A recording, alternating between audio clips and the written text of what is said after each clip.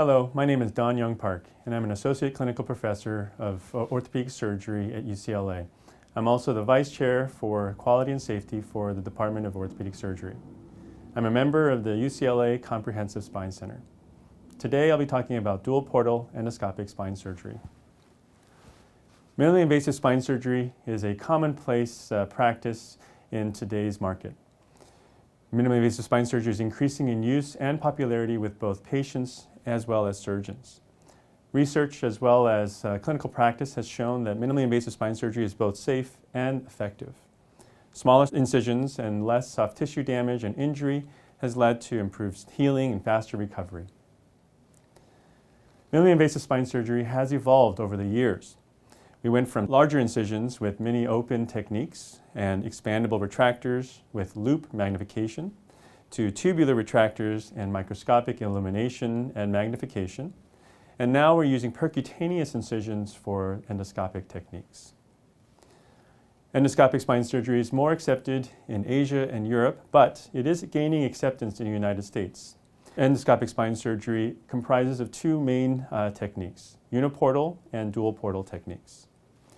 Uniportal is when there's a single combined viewing and working channel, as seen here, where the surgeon is holding both the camera and surgical instruments and in the surgical field. Dual portal is when you have separate viewing channel and working channels, and this was advanced and popularized in South Korea. And this is where I learned the technique and brought it to the United States. So you can see here that the camera and the instruments are separate with separate incisions, and this is very different from the uniportal technique, as I'll explain later. Endoscopic surgery has evolved over the years as well. The first generation was uniportal endoscopy for lumbar disc herniations without any bony resection through the neuroforamen. And that is an outside-in technique where we can avoid some of the midline structures such as the spinal nerves so that you can improve the safety of the uniportal technique. The second generation is with uniportal endoscopy for lumbosacral disc herniations at the L5-S1 level without a whole lot of bony work as well, and that goes between the lamina. The next generation, the third generation, is now incorporated the dual portal endoscopy for laminotomy, which is the creation of a hole for the lamina to then open space into the spinal canal and gain access to the spinal canal to then help with decompression of the nerves for stenosis, as you can see here. And now there's the fourth generation where you can use uniportal and biportal techniques or dual portal techniques for endoscopic surgery to achieve lumbar interbody fusion. So we're now at the fourth and latest generation. So I'll be talking about dual portal spinal endoscopy specifically here in this talk, as this is now what I incorporated into my practice. Dual portal, again, is when you have a separate endoscopic working viewing portal and a separate working portal. The endoscopic incision is a stab incision about 3 millimeters in length, and the working portal is about 7 millimeters in length to allow for the introduction of these surgical instruments. So the incisions are quite small.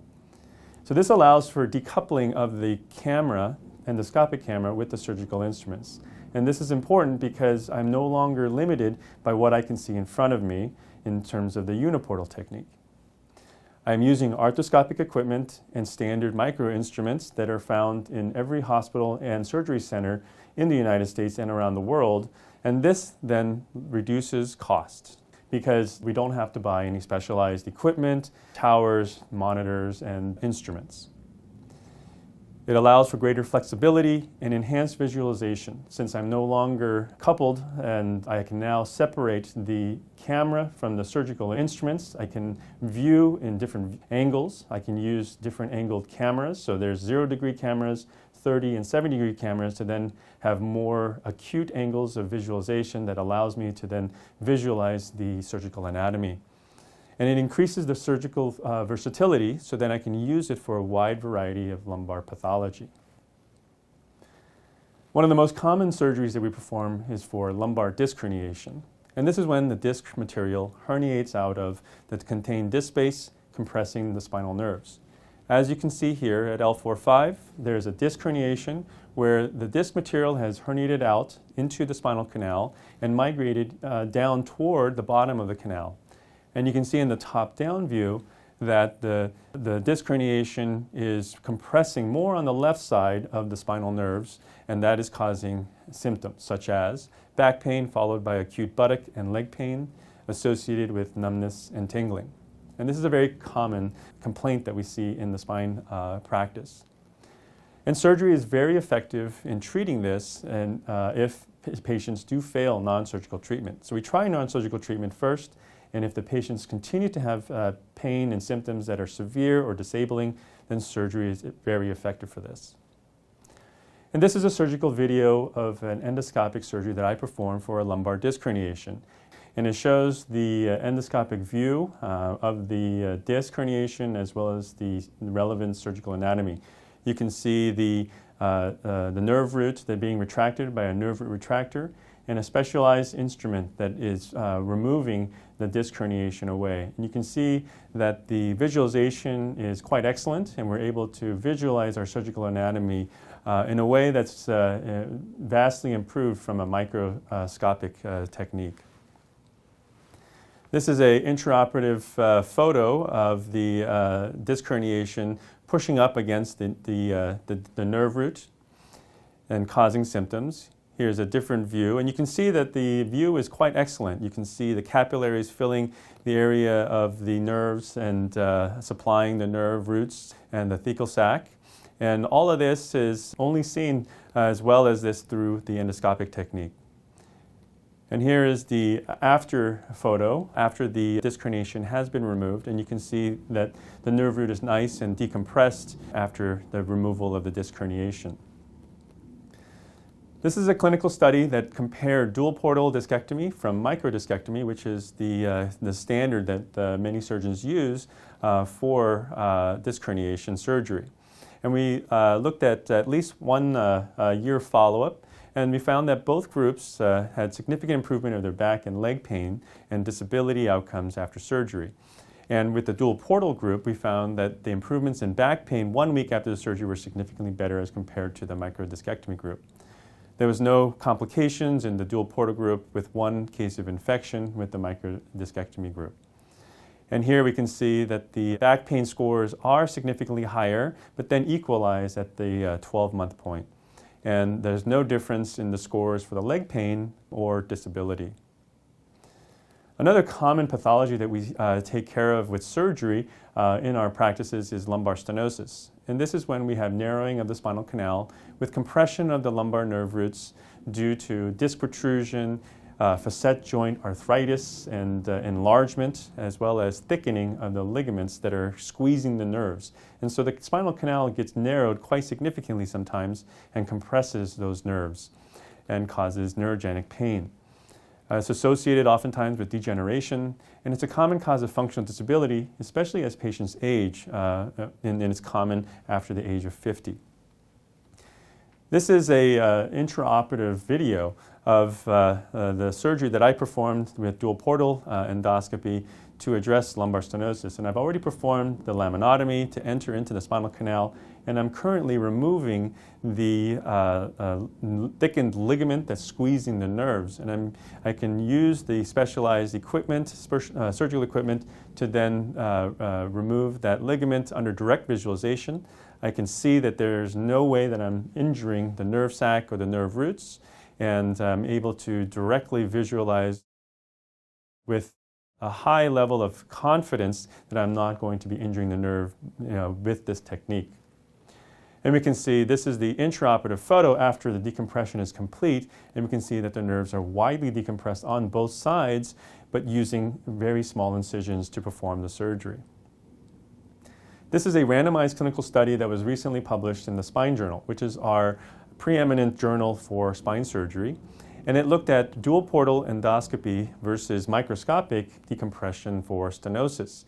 And we found that there was significant improvement in pain and disability scores in both groups as compared to before surgery. And there were no difference in outcomes between the groups at 3 months, 6 months, and 12 months after surgery. There was also no difference in recurrent back pain or leg pain after surgery, and there was no difference in complications, especially with nerve sac injury and bleeding into the spinal canal, which can happen after surgery. And those are the two most concerning complications that I would worry about with this kind of surgery.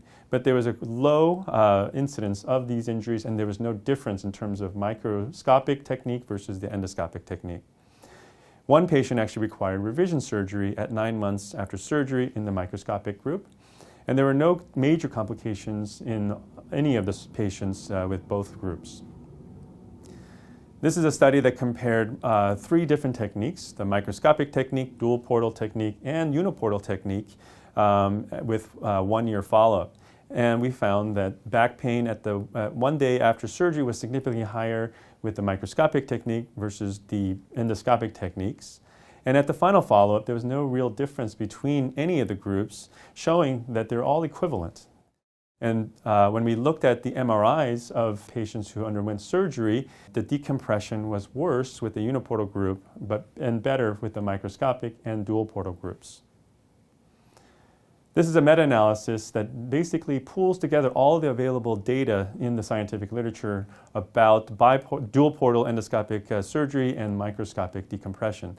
And they found that both techniques had significantly improved outcomes for lumbar stenosis, and there was no difference in pain scores or disability scores with similar operative times. The patients stayed in the hospital less with the dual portal endoscopic technique with similar extent of decompression and similar complications. So it shows that it's equivalent in terms of clinical outcomes whether you use the microscopic technique or the dual portal technique. Another common problem that we take care of with surgery in our practices is lumbar spondylolisthesis. And that's when you have slippage of the vertebral body. As you can see on the x-ray here, the L4 vertebral body is slipped forward in front of the L5 vertebral body when looking at it from the side. And this is oftentimes associated with instability of the spine and degeneration. And we can also see this with degenerative scoliosis and the stenosis that we talked about earlier. Surgery is quite effective for this problem, and this is a preoperative MRI of a patient of mine that I performed the dual portal endoscopic fusion. And the lines reflect my preoperative planning to then plan my incisions to be able to put in the surgical instruments and the endoscope. This is an intraoperative x-ray of the lumbar spine. You can see the L4-5 spondylolisthesis and the endoscopic camera and surgical instruments in the surgical field. And this is a clinical photo of me performing the surgery with dual portal technique after I've completed the discectomy as well as performed the fusion with the interbody device. And that was all done through an endoscopic technique, through the same incisions that I would do with the dual portal and any other dual portal surgery. And then this is a video intraoperatively of the disc space, and you can see me removing the disc completely. And what's amazing about this is that we can directly visualize the discectomy, removal of disc, as well as the cartilage that is next to the bone. And we really wanted to take that cartilage off and remove all the discs to be able to get successful fusion. And successful fusion has been correlated in multiple studies with successful outcomes. So the more successful the fusion, the more successful the outcome. And so by directly visualizing the disc removal and the preparation of the end plates, I'm able to perform a better fusion. And this is improved as compared to the other technique of MIS or open in that I can only indirectly visualize or indirectly see how much disc is removed by just tactile feel. I have to put instruments into the disc space and feel that the bone has the cartilage taken off and the disc is removed, but I can't directly visualize that. And there are some studies that show that we actually leave more disc than we think with an indirect technique. And you can see the clinical photo of the disc removed completely as well as the cartilage, and you can see the bone of this space really exposed. And then I'm going to put bone graft into that area to fill the space up again and reconstruct a disc with the interbody cage device. And these are intraoperative x-rays where you can see the endoscope as well as a surgical instrument to perform the discectomy in both the front and side views, and I can directly visualize the discectomy and end plate preparation. So after I place the bone graft into the disc space, I then place the cage, and this cage is actually a expandable cage. It goes in small and then expands both medial to lateral, so side to side, and it can also expand from top to bottom. And so here it can expand up as well, and so it has a dual ability to expand into the disc space. And here are some final x-rays intraoperatively with the cage in place and the pedicle screws to complete the fusion. And you can see here that the disc height here is quite elevated and similar to the normal disc above it. And this is quite different than the preoperative state where we have the disc collapsed and slipped forward. And the alignment here is much improved due to the placement of this cage. And I'm able to place this cage endoscopically because of its initial small state that then expands in both two directions, side to side and top to bottom. And this is the clinical study that compared a traditional open posterior lumbar interbody fusion and a dual portal transforaminal lumbar interbody fusion, which is also known as TLIF. The surgical time was longer in the dual portal group versus the open group, and that may reflect that the surgeons are more facile with the open technique as compared to the endoscopic technique. However, the transfusions were greater at 20% in the open group versus none in the dual portal group, and that reflects the minimally invasive nature of the surgery. There was no difference in complications or fusion rates, and both groups had significant improvement 1 year after surgery, and less back pain 1 week after surgery with the dual portal versus the open group.